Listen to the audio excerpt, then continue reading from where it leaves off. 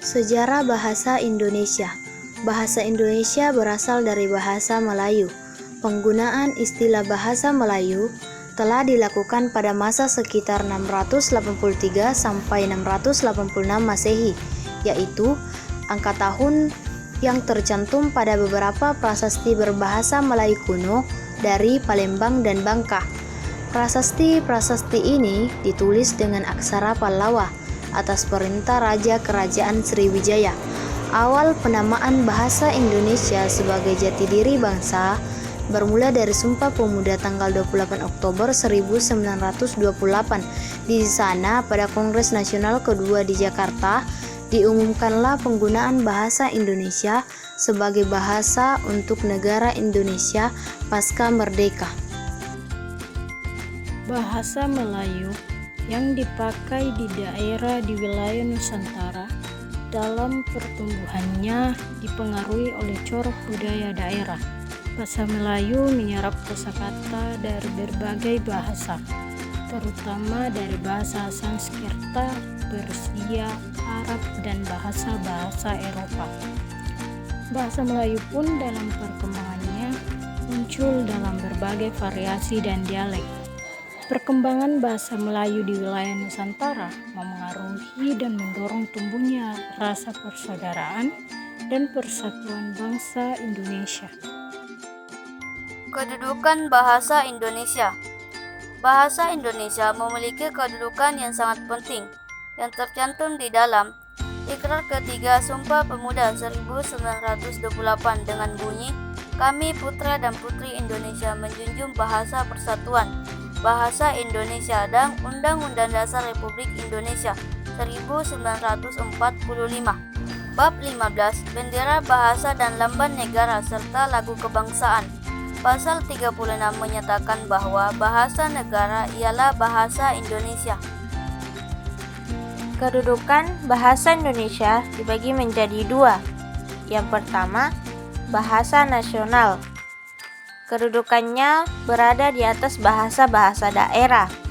Hasil perumusan seminar politik bahasa nasional yang diselenggarakan di Jakarta pada tanggal 25 sampai 28 Februari 1975 menegaskan bahwa dalam kedudukannya sebagai bahasa nasional, bahasa Indonesia berfungsi sebagai berikut.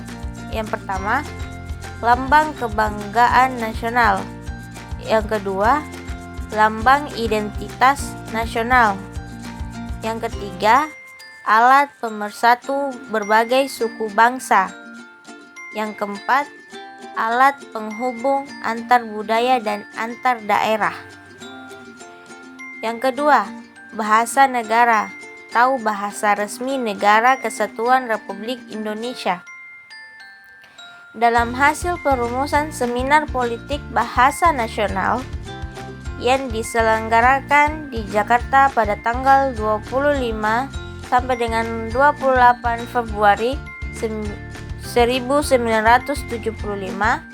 dikemukakan bahwa di dalamnya kedudukannya sebagai bahasa negara, bahasa Indonesia berfungsi sebagai pertama, bahasa resmi kenegaraan. Yang kedua, bahasa pengantar dalam dunia pendidikan. Yang ketiga, bahasa resmi untuk kepentingan perencanaan dan pelaksanaan pembangunan nasional serta kepentingan pemerintah. Dan keempat, alat pengembangan kebudayaan. Yang pertama, fungsi bahasa Indonesia. Fungsi bahasa Indonesia dibagi menjadi dua, yaitu yang pertama, fungsi secara umum. Adapun fungsi secara umum adalah sebagai berikut. Yang pertama, sebagai alat untuk mengungkapkan perasaan, mampu mengungkapkan gambaran, maksud, gagasan, dan perasaan. Melalui bahasa, kita dapat mengatakan secara terbuka segala sesuatu yang tersirat di dalam hati dan pikiran kita. Kemudian fungsi yang kedua adalah sebagai alat komunikasi. Fungsi yang ketiga adalah sebagai alat berinteraksi dan beradaptasi sosial. Kemudian fungsi yang keempat adalah sebagai alat kontrol sosial.